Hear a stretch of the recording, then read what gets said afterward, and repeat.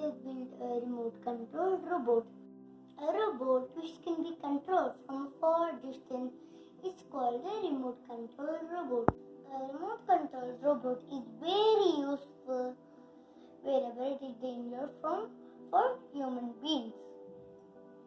Underwater space, earthquake, wars, volcanoes.